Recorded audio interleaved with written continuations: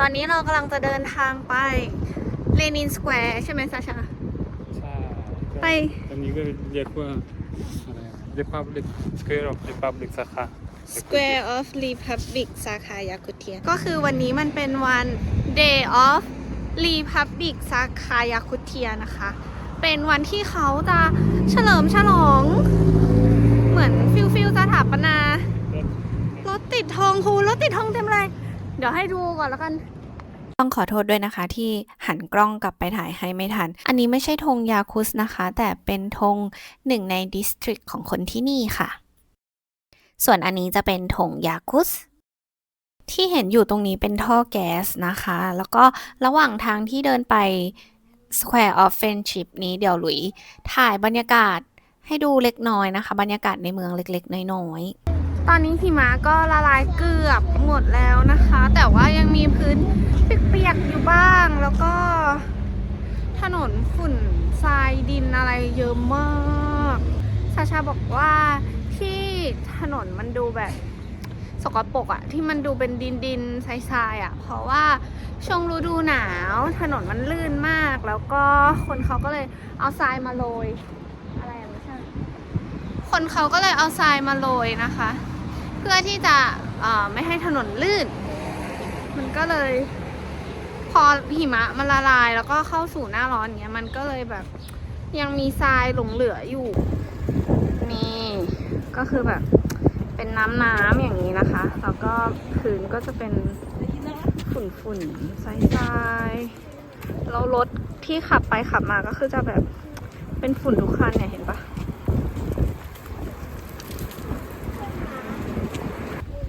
เซเว่นอย่างเดียวไม่มี11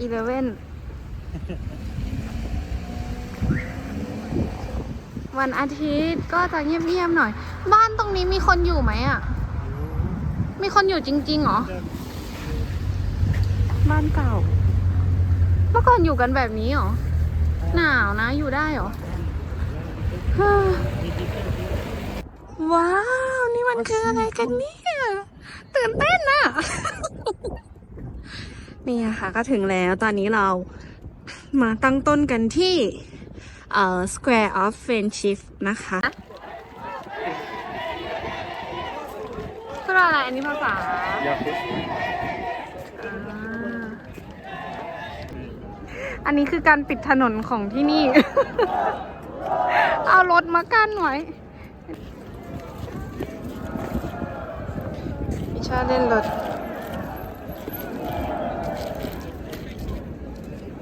จะไปไหน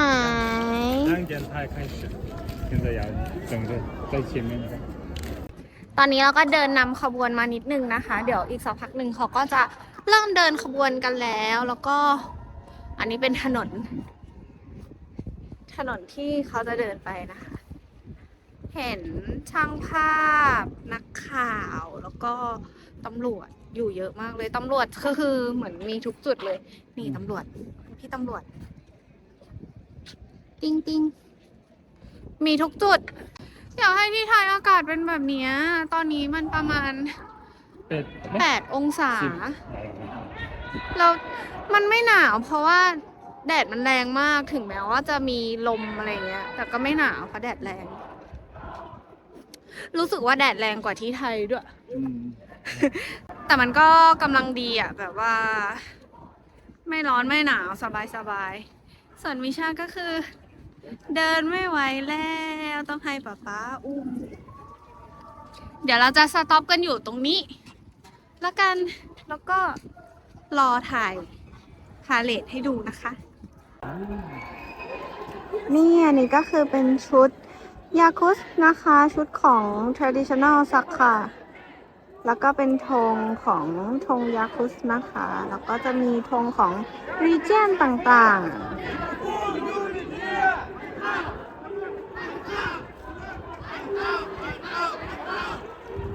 โอเคกลับมาก่อนเดี๋ยวหลุยจะเล่าให้ฟังว่าวันนี้มันเป็นวันอะไรนะคะวันนี้มันเป็นวัน Day of Republic สาขายาคุเทีย ในช่วงปี 1920 ถึงปี 1921 เนี่ย ชาวยาคุสได้เริ่มตระหนักถึงความจำเป็นในการมีอำนาจปกครองตนเอง ผู้นำทางวัฒนธรรมและการเมืองอย่างเช่น อันนี้หลุยไม่แน่ใจว่าพูดชื่อถูกไหม ถ้าไม่ถูกต้องขออภัยด้วยนะคะ ก็อย่างเช่น พลันตอน โอยุนสกี้ แล้วก็ แม็กซิม แอมโมซอฟ ก็คือได้ผลักดันแนวคิดเรื่องเอกราชแล้วก็รัฐธรรมนูญของสาธารณรัฐยาคุสขึ้น แล้วก็ในปี 1921 เนี่ย สำนักการเมืองของพรรคคอมมิวนิสต์โบลเชวิกก็ได้หารือเกี่ยวกับการจัดตั้งสาธารณรัฐยาคุส แล้วก็ได้รับการสนับสนุนจากวลาดิเมียร์ เลนิน ก็คือเป็นผู้นำสูงสุดของสหภาพโซเวียตณตอนนั้น แล้วก็มีการจัดตั้งสาธารณรัฐยาคุสเป็นก้าวสำคัญที่ทำให้ชนพื้นเมืองของยาคุสได้รับการยอมรับในฐานะหน่วยการปกครองตนเองภายใต้สหภาพโซเวียตค่ะ ก็อันเนี้ยก็จะเป็นจุดเริ่มต้นของการพัฒนาอัตลักษณ์เอกลักษณ์แล้วก็วัฒนธรรมของชาวพื้นเมืองที่นี่ด้วยแล้วทางสภาสูงสุดแห่งสาธารณรัฐเนี่ยก็มีการกำหนดให้วันเนี้ยวันที่ 27 เมษายนของทุกปีเป็นวันสาธารณรัฐเพื่อเฉลิมฉลองถึงแล้วก็ระลึกถึงเหตุการณ์สำคัญนี้ค่ะแล้วก็จากที่หลุยหาข้อมูลมานะเจอว่าภูมิภาคเนี้ยภูมิภาคยาคุสเนี่ยเป็นภูมิภาคที่ใหญ่ที่สุดในรัสเซียแล้วก็เป็นหน่วยการบริหารปกครองตัวเองที่ใหญ่ที่สุดในโลกด้วยนะรู้สึกยิ่งใหญ่มาก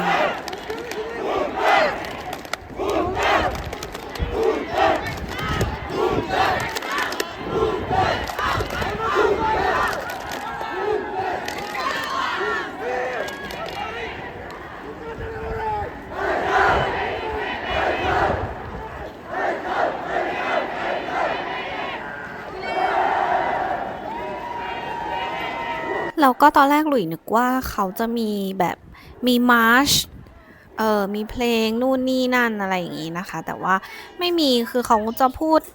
คือเขาพูดอะไรปลุกใจอะไรของเขาก็ไม่รู้กันนะหลุยฟังไม่รู้เรื่องแต่ก็รู้สึกถึงพลังแบบว่าเขารักในความเป็นสาขาของเขามากเลยแล้วก็ที่ทุกคนได้ยินที่เขาพูดว่าอูรุยไอเข้านะคะมัน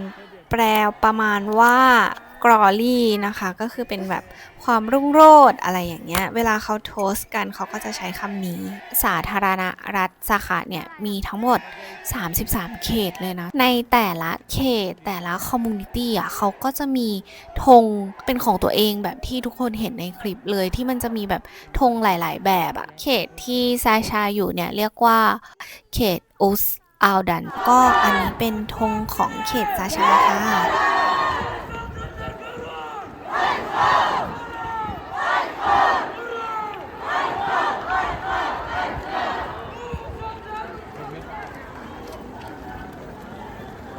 หมดแล้วไป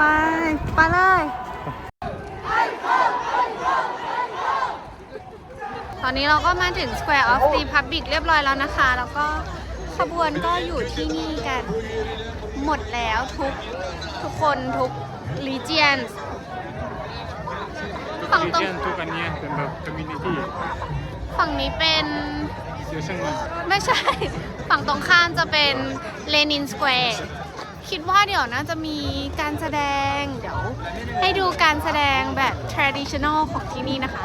มันเป็นการเต้นที่มีเอกลักษณ์มาก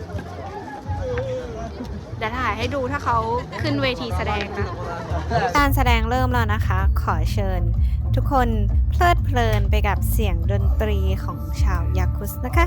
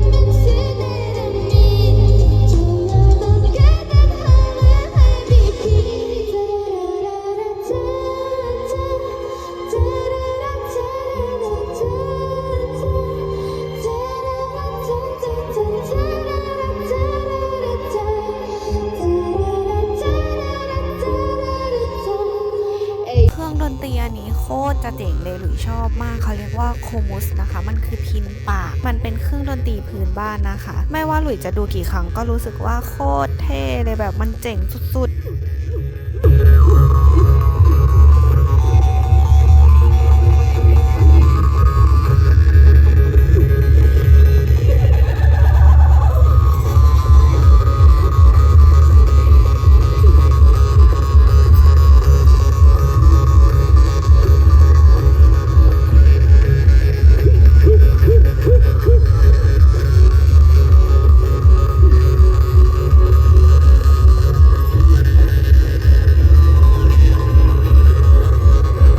มัวแต่ดูการแสดงนะคะมาถ่าย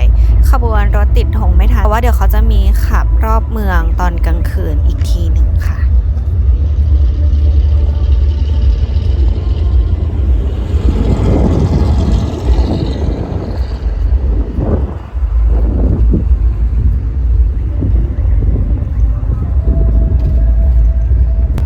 อยากดูการแสดงเต้นแบบพื้นบ้านของที่เนี่ยแต่ว่าเขาไม่ขึ้นแสดงสักทีไม่รู้จะแสดงกี่โมงซาชาบอกว่าอาจจะแสดงแบบเย็นๆเลยแล้วตอนนี้มิชาหลับอยู่ก็เลยอาจจะไม่ได้ดูสรุปก็คือไม่ได้ดูการแสดงเต้นพื้นบ้านจริงๆนะคะเพราะว่าหิว ก็เลยมาหาอะไรกินก่อนแล้วก็มิชาตื่นพอดีเลยเสียดายมากไว้งานหน้าเดี๋ยวหลุยถ่ายไว้ให้ดูนะคะเป่าก่อนมิชาเป่าก่อนร้อนร้อนนะร้อนนะ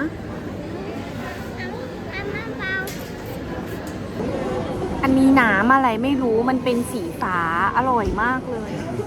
这几个，这姜啊，เขียวอ่ะเขียวจริงด้วย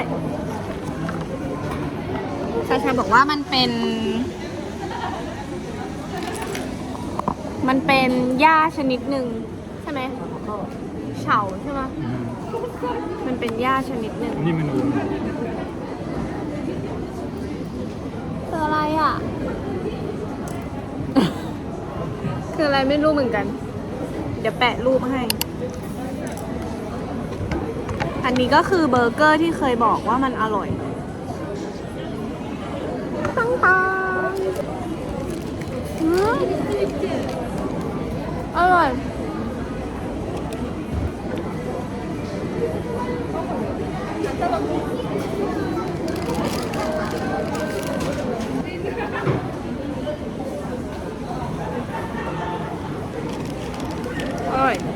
เอาไหมชิมไหม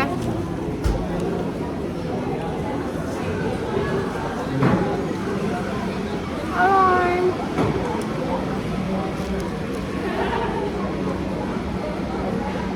ไฮไลท์ของวันนี้ตั้งตาเค้กป๊อปอันนี้อร่อยมาก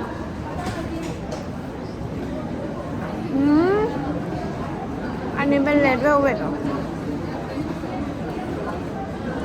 不喜欢。喜欢吗？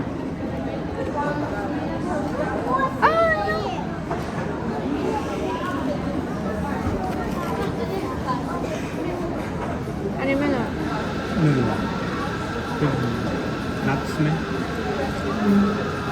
มันมีอันที่เป็นช็อกโกแลตด้วยอ่ะไม่เหนียว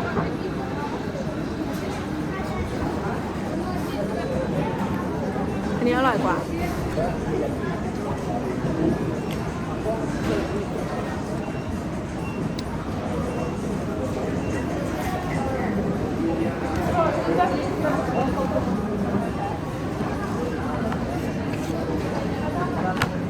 你要吃饭晚了吗？好。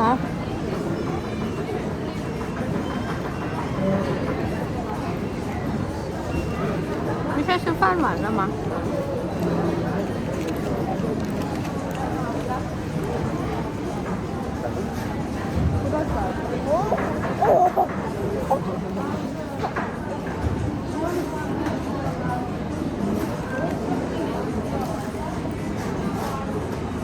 好吃吗？妈妈可爱吗？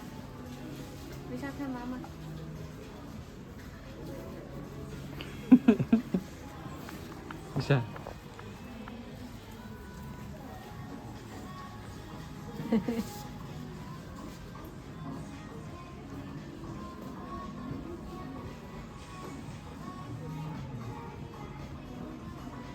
และอันนี้ก็คือขบวนรถติดธงนะคะที่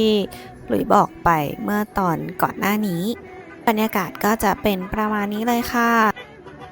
สำหรับวันนี้ต้องขอจบคลิปแต่เพียงเท่านี้นะคะ ไปก่อนนะ บ๊ายบาย